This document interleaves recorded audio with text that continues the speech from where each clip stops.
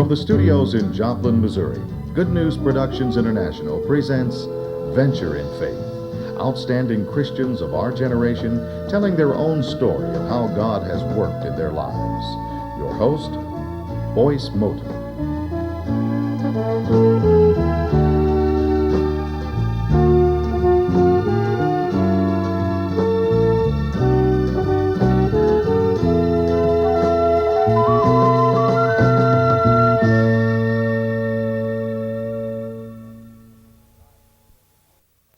The Colossian letter in the Holy Bible was a prison letter written by an inspired man named Paul from his prison in Rome.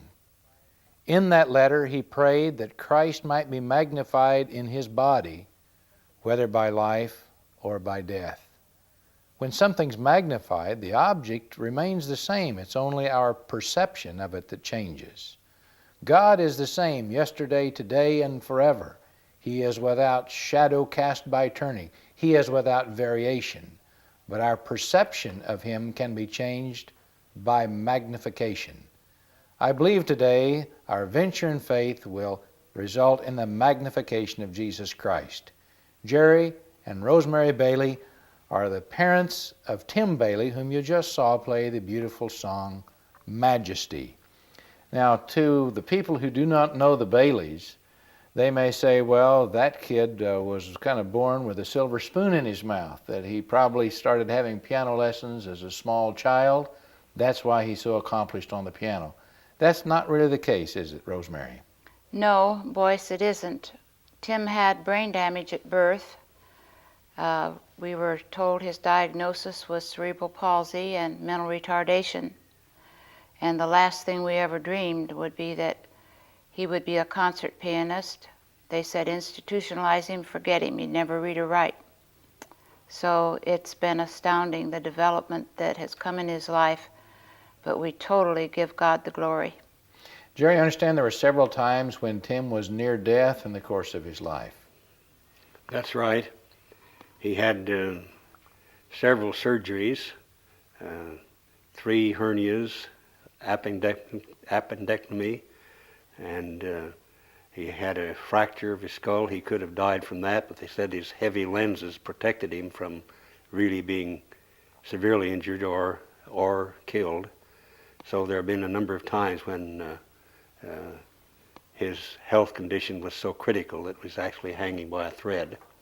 Rosemary, tell us about the tumor. This is a very unusual physical condition, wasn't it? Yes, he had all of what Jerry has told us about, but from his birth on, he was a very, very ill child, and we had no idea what the problems were other than it was respiratory. And then, even though the mental retardation had surfaced and the cerebral palsy, his right arm and hand were up in a position like this the greatest share of the time, these 2 fingers so rigid that he used them very little. And yet the other arm was out flying aimlessly in the air most of the time. So I describe it as almost 2 hands with 2 brains. But through all this, even so, as ill as he had been as this increased in his life, these illnesses,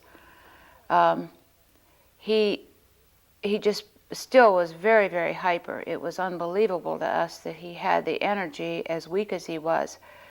And this went on for years until finally he became so ill at about the age of 9 that we knew he was going to die. I mean, there was no other alternative because the heart was so enlarged and the breathing problems so difficult. The doctors told us that they wanted us to go to Denver, Colorado. We were living in Grand Junction. And they wanted us to go to Denver for this diagnostic study of the heart just to see if they could find more than what they found in Grand Junction. We made the trip over, and they did what they could, but Tim was so sick they couldn't begin to finish the tests. And they said, come back, if he's still living, in 2 weeks when feed him such and such, but he couldn't swallow. He did very little swallowing of anything of any magnitude. And so he said, the doctor said, bring him back and we'll do our best to find out what the problem is then. Well, the next day, I worked for a doctor. Our medical expenses were so huge, and I worked for this doctor, so I was at the office. I had a part-time job, and I was at the office, and my husband cared for him when I wasn't there. We didn't have money for a babysitter, so we did the best we could at alternating our work. And he called and he says, "Honey, has Tim's had the mumps, hadn't he?" And I said, "Yes, he has." Well, he says he's got a huge lump on his neck. I immediately called the doctor that I worked for, and she told us to go right to the hospital, and they were certain this was Hodgkin's disease. And so, Which is a form of cancer. which is a form of cancer. And they were going to remove the lump and prove the diagnosis. Before we could get Tim into surgery, I had noticed as we were going to the hospital that he was becoming very warm, and within a matter of a few hours he had 106 temperature. So the doctors said, well, there's no way they could operate, but they forced antibiotics, and the next day at noon they were able to take him into surgery. And as they operated, they told us that they would be finished shortly, probably 45 minutes. We waited and we waited and we waited, and after hours, between 3 and over 4, I think it was really,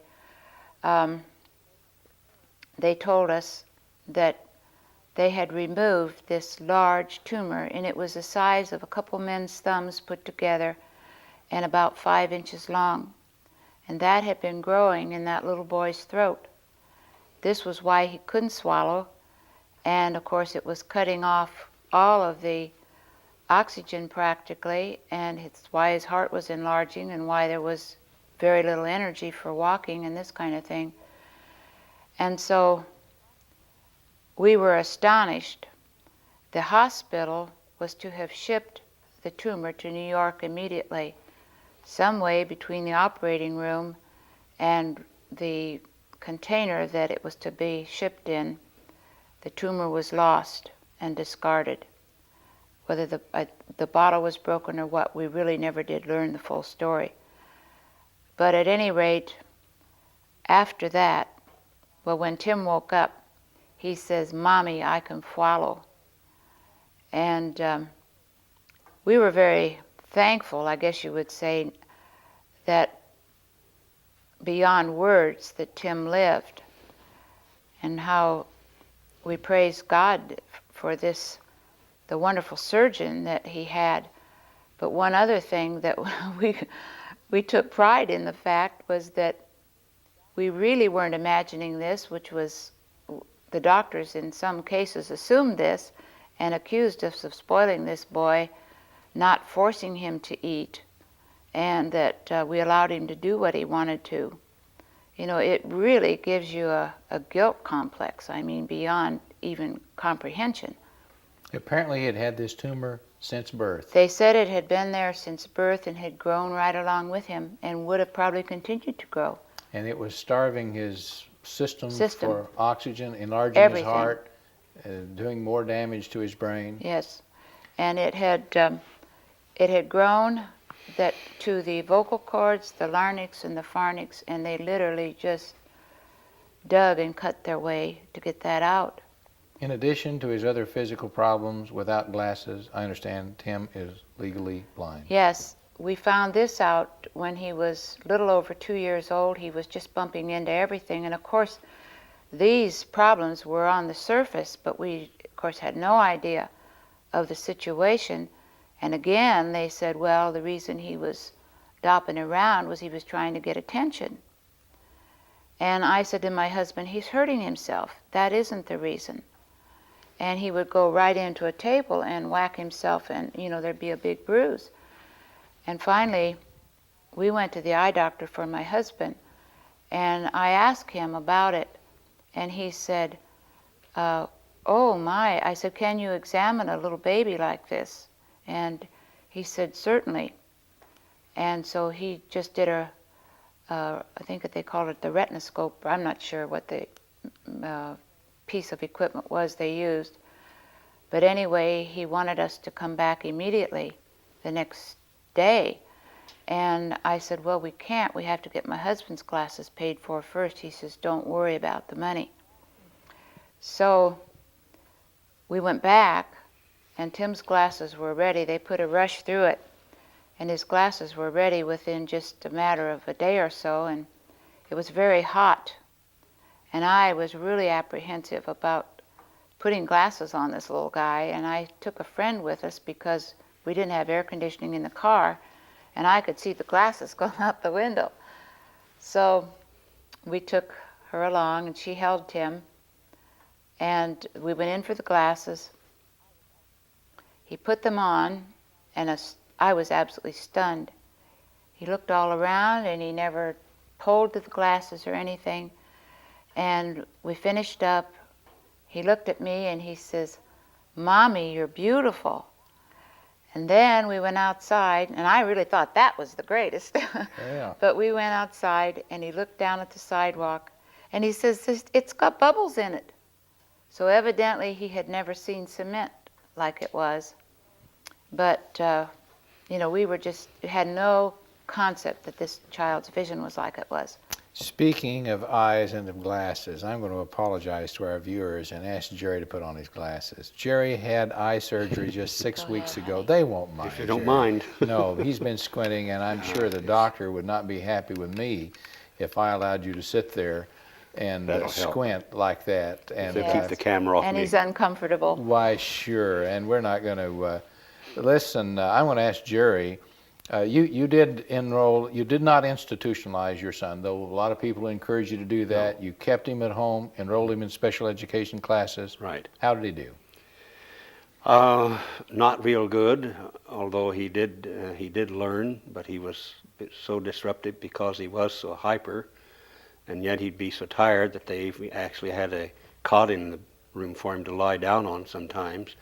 But he had caring teachers. The principal of the school was a grandmother type lady, and he loved her and the others, so he actually did begin to learn.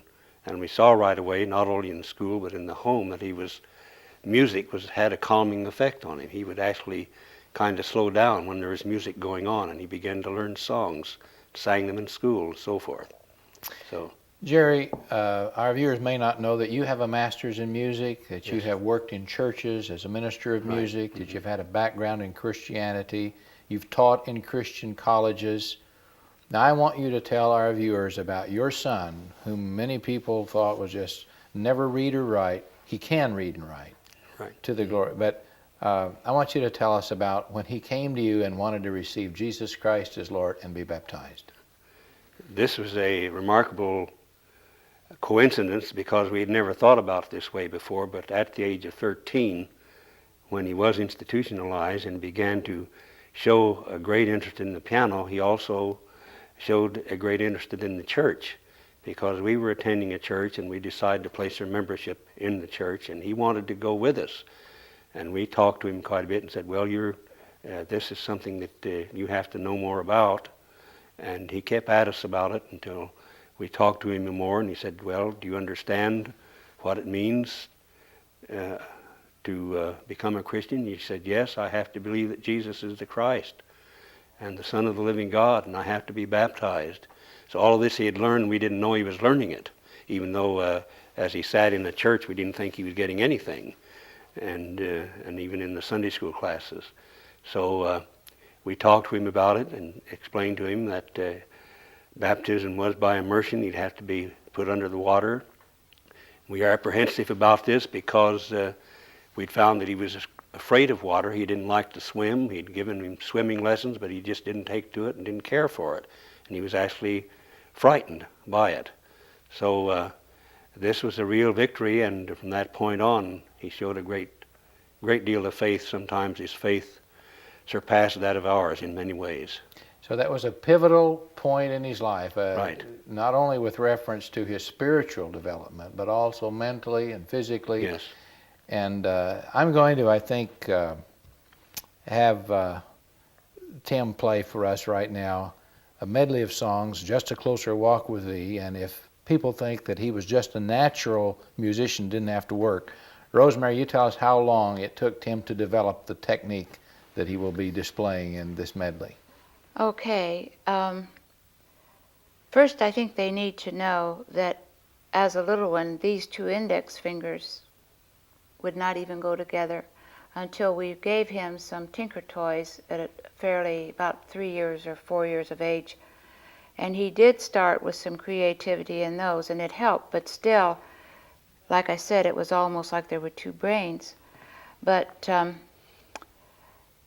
he had a song that was a very favorite of his, and he had heard it on the radio, but we had started traveling, and that'll come out later in this. But we got into Kentucky, and this minister's son had a song called "The Last Date," and Tim heard it, and he just, oh man, he wanted to play that piece. Well, there was no way he could handle it. And after we left there, he said to us he wanted the tape. Well, of course, we were traveling, we didn't get the tape, didn't think about it, but he wouldn't give up. Finally, my husband got the tape, but we really didn't pursue, even really think of Tim playing the piece. And he kept working on it and working on it. Well, Jerry'd help him a little bit, but it still seemed so far removed from something that Tim would ever do. And we had been out on the road. He had been playing on it about 2.5 or 3 years. We'd been out on the road for almost 9 months with him in concert, came home, and Tim always practices when he's home many hours a day. And so he was in practicing, and he was working on that song, and all of us, I was getting dinner. And I feel like I'm a very blessed mother because I have such beautiful music a lot of times when I'm doing things, and the Lord has blessed me in that way. And it's a pleasure to cook or do anything and have him practicing. And so he was working on this song, and he was just so intent, but he was really having a time. And I just thought, if I had the persistence to do things that he did, all of a sudden I heard this noise. And he said, and I thought something hit our house. I really did. And I looked, and then I heard, "Hand, do what I want you to do." And it was Tim, just so upset because he couldn't accomplish that. And I really don't know, Boyce, when it was, but it wasn't too long, probably 6 months to a year afterwards, that he did that song the first time in concert.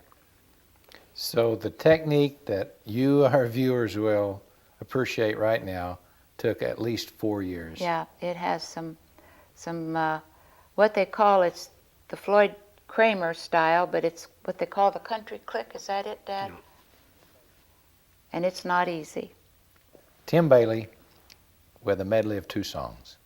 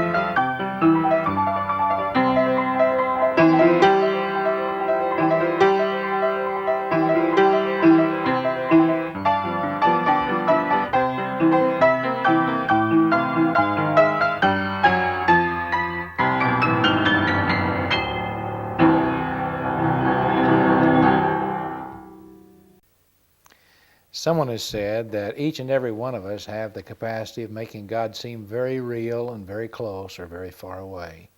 And personally, I want to say that my contact with Tim Baley has resulted in the magnification of Christ. Rosemary, when did Tim first express an interest in being a concert pianist? Well, he had been working very hard from the time he was 13, and by the time he was 19, he had, I think about that age, he played his first piano solo, and this was an increasing thing, and many people said eventually as time went on, he ought to give a concert, he ought to give a concert. We hadn't really thought of that because my husband said if he's going to give a concert, it's going to be professional. We felt that mentally handicapped people have a lot to overcome, and this needed to be done to the very best of Tim's ability and to represent them in a fine way. Well, there was a little school in Texas that my husband taught for, and it was a church college, and they needed money. And in 1979, Tim and I were sitting talking one day, and they were really trying to get the money together to get a building. And I said, oh boy, I wish I could write a great big check. And I said, that would solve the problem, wouldn't it, Tim? He says, yeah, I do too, but I can't do anything but play the piano. And I just lit up like a Christmas tree because everybody, he had been playing a lot, everybody wanted this, and I thought if he could just give a concert and our friends could come to it, maybe just a few people, but whatever money he would get, God would use it. So we set the date. We got this church with a beautiful grand piano that was central in El Paso because El Paso is so spread out. And they gave us the church free, and it was very close to where we lived. So my husband worked with Tim, and he just, it just went beautifully. And it was all ready for the concert. The newspaper was wonderful. They just advertised. They did a story, and everything was going great guns. The morning that we got up, we were all excited, and it was a beautiful day, just gorgeous. Sun shining, and by noon, there hadn't been any breeze or anything. Noon, it was getting overcast. By afternoon, it was raining. By the time of the concert, there was a full-blown snowstorm. You cannot imagine one day having that much variety in El Paso, Texas. Well, there was no way to cancel the concert, but I said to my husband, there won't be a soul there. The church was packed, absolutely. Oh, you have little faith. I guess so. And there was $5,500 raised for that little school. And after we got home, my brother was so excited about all this, and my family has been very supportive, as well as my husband's, but many of them have passed away since. But my brother was so excited, and so he flew from Ohio to El Paso to be there for this big event. After it was over, we went home, and when we got there, Tim said, I want to be a concert pianist. In 1979, prior to the concert, my husband had given his resignation saying he was retiring at the end of the year, which would be May 1980. We had no idea what we were going to do, boys, but we just felt that he had had a long teaching career and it was time to change. He was academic dean, and it was time to change. We didn't know what we were going to do, as I said, and so that night, the more we thought of it, the more when Tim said this, as we didn't think of this immediately, but as time went on, Tim kept saying, and we thought, God's given him this gift, and it's a ministry. He can't do it alone, and we're responsible for the gift. We could be the instruments that the Lord would use. And so we began putting down in a plan, and everything worked to perfection. until we got to the place of having a vehicle to travel. We didn't know about buying one, how to buy it. We knew we needed a motorhome because we would be months on the road and there were 3 people. And to pack and unpack and be in someone's home or motels all this time would be very strenuous. We prayed about it and we kept looking, and still we had no answers. Finally, we called my home church, which is in North Industrial Christian in Canton, Ohio, and left word with the trailer club within the church, or the men in the church, that if they would look for one, we would drive our car because they were cheaper than they were in El Paso by a long shot. And we could trust their judgment. By the time we left El Paso, we still did not know anything about a motorhome. They had sent word that they found one that was 29 foot long.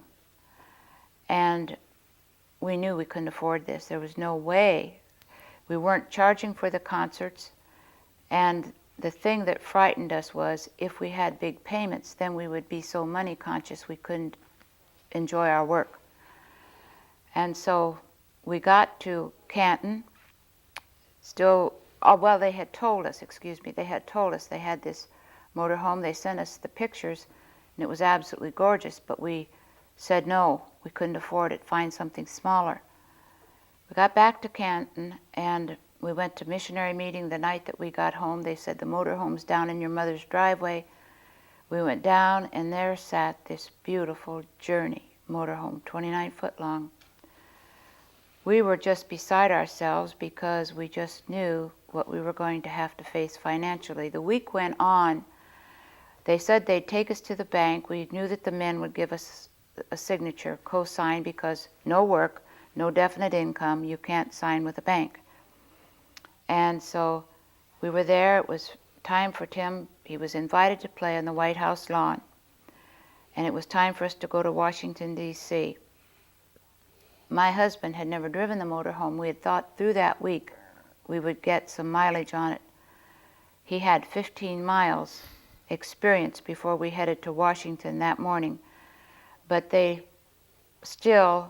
what we were so upset about was that we didn't know what our payment was going to be. They took us, they said they would meet us in my mother's kitchen that morning before we went to Washington.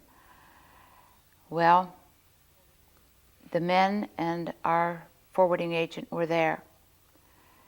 We were in the motorhome getting it ready, and we went inside. They were having a ball, drinking coffee and eating donuts. It was really neat.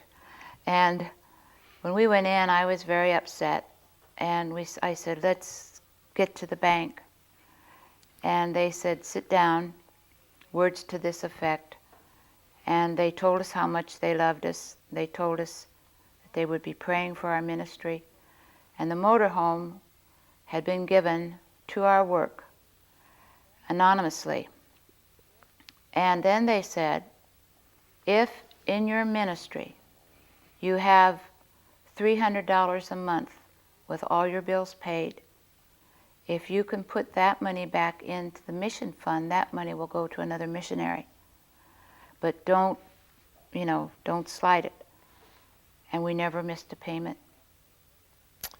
Praise the Lord. And Jerry, for the benefit of our viewers, you never have been wealthy. You've been a school teacher, and you've had incredible illnesses down through the years of your marriage, not only with your son, but your wife has been ill a lot, and you've had the health problems. But God has always been able to meet every need, hasn't He? Right. The first piano that Tim had to practice on was a gift from or loaned by a doctor who didn't even believe in Jesus. Yes. Tell our viewers about the professional musician who gave lessons to your son. This was a number of years, and from the age of 13 when he started to play while the doctor let us have his piano. Then about 3 years later we moved to Boise, and Tim had a few more lessons from a teacher. We moved from Boise to El Paso, and Tim was still practicing and learning. And finally, in desperation, we started looking for teacher that could help more, because he reached, I can play the piano, but there were techniques that I wanted him to have. And so there was a fine teacher in town who we thought would give him lessons, but when she heard Tim play, she said, I couldn't teach you because I'd spoil your technique. Meaning, of course, that she would approach through the traditional note reading style, and because of his eyesight and coordination, he couldn't do it. But she said, I'll look for one. And so time went by, and she called us excitingly, said that I have found you just the right teacher. He's a jazz musician who can teach improvisation. And she told us where he was. First she had said, well, we might have to go to Arizona to find someone, because there's a good college with music department in Arizona. We thought, well, that's not too far. And then she told us, this man is in Texas. Oh, that's fine, we thought. But we lived in El Paso, and he lived in Corpus Christi, which is 750 miles. Arizona would have been 350 yeah, or 400. Each way. So that was each way. And he donated his services. He said, I'll teach him free if you bring him to him. So we did. We'd go, for instance, like 2 or 3 days, and it'd take us a couple of days maybe to drive. Maybe we'd drive all day, because it's a pretty long trip. And get there, and we'd record the sessions. He'd maybe give him a lesson like 40 minutes, and we'd take a break, then he'd come back and teach him some more. And we'd do this for a couple of days or 3 days, sometimes afternoons. Then we got home, we'd have it taped and instructions, and Tim would listen to those, and we'd work with him like that, hoping to go every quarter, like 3 or 4 months, but that didn't always work out financial-wise or time-wise, because then we started traveling more, and were sometimes too far away. But this man was so great, because he was so patient and so kind, and Tim and Red Camp was his name.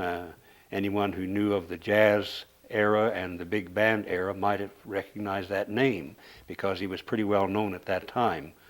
But he stayed in Corpus Christi and became a part-time teacher in a little college there, and gave lessons and performed around and gave clinics on the piano technique, jazz and improvisation technique. But he was so great and did so much for Tim that we just are ever grateful for that. Praise the Lord. Rosemary, tell us some of the places that your son has played. I will. I want to interject real quick here. Now, Red has passed away, but the Lord, before Red's death, provided us through an unbelievable chain of events another man who is equally as talented in a totally different area, and he is Frank Scott, who was on Lawrence Welk's show for 13 years. His wife became ill. He had to leave the show, and then she passed away. But before that,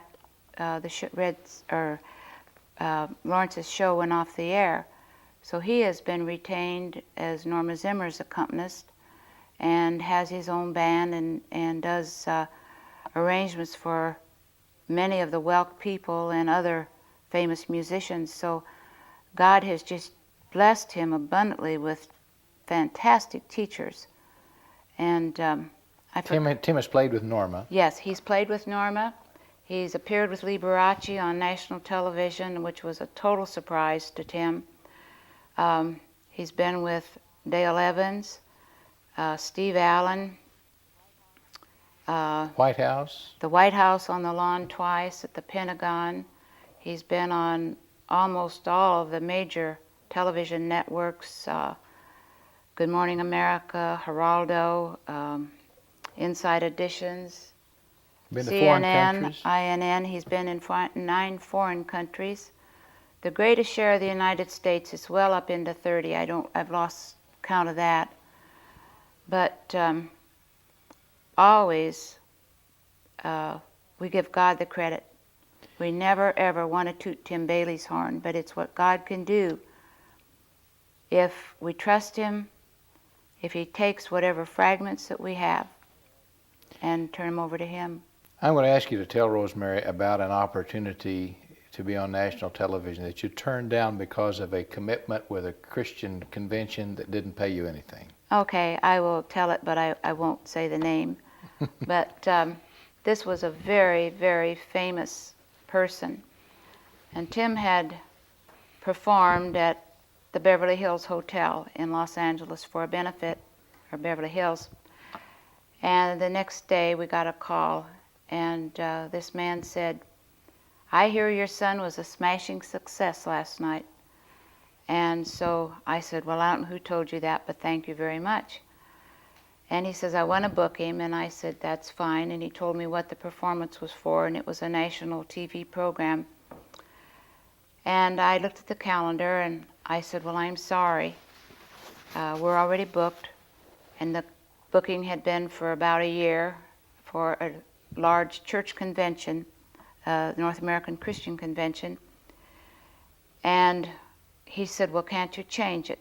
And I said, "No, we don't do that for church functions that cannot be changed."